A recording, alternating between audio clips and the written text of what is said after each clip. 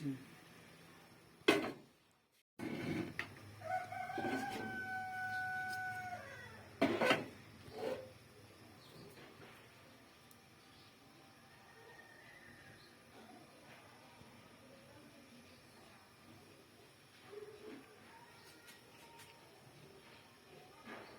हाम्रो तेल तातिसक्यो छ। अब तेलमा चिउरा मजाले हालेर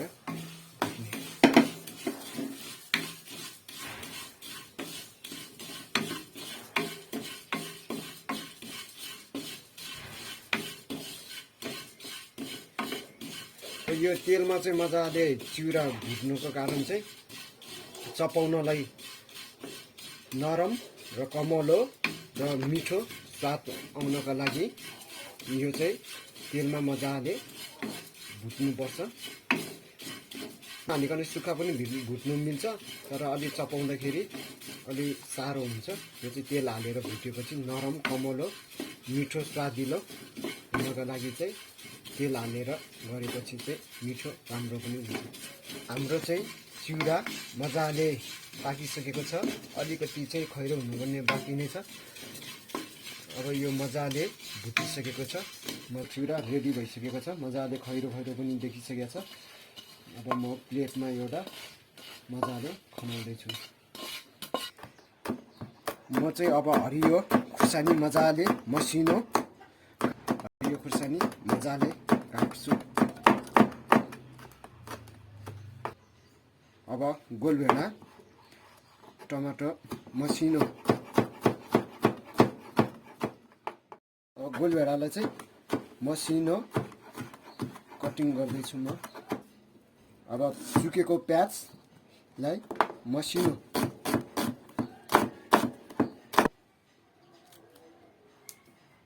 अब अन्डा,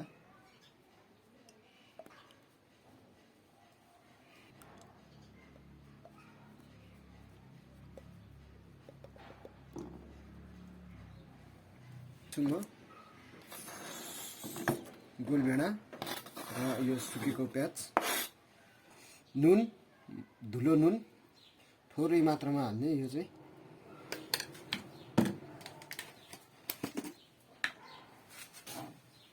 जिराको धुलो मसिनो, जिरा धुलो खुर्सानी मसिनो, धुलो खुर्सानी यो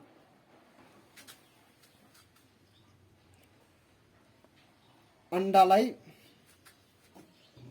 घोल्दैछु। यसमा सुकेको प्याज, गोलभेडाको मसिनो र हरियो खुर्सानी मसिनो गरेर काटेको छु, नुन, धुलो खुर्सानी र जिराको धुलो सबै यसमा हाल्नुपर्ने सामग्री जति सबै मैले हालिसकेको छु। र अब यसलाई मजाले फिटेर मजाले घोलेर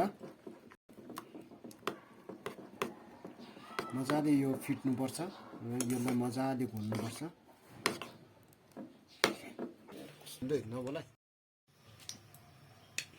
अब तेल पाकिसकेको छ, तेल तातिसकेको छ। अब म अन्डा मजाले हाल्दैछु।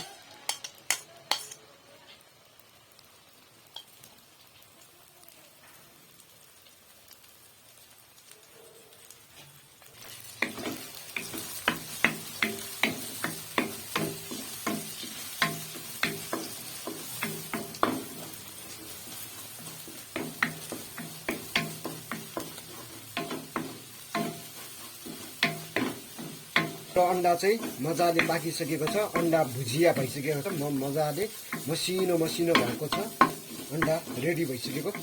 अब अन्डा मजाको भुजिया भइसकेको छ। यसलाई मजाले अन्डा भुजिया बनाउने हो अन्डालाई। र अब यसको लागि म चिउरा हाल्दैछु। चिउरा हालिसकेपछि अब सबै अन्डा र चिउरा मजाले मिक्स गर्ने।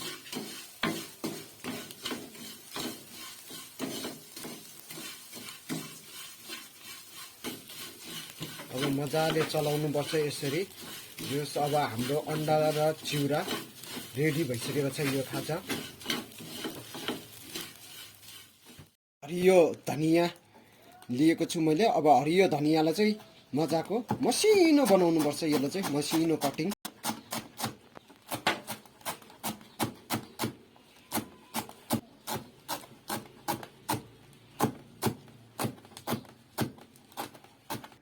हाम्रो खाजा अन्डा चिउरामा चाहिँ माथिबाट चाहिँ म सुकेको प्याज कटिङ गरेको चाहिँ माथिबाट छर्किँदैछु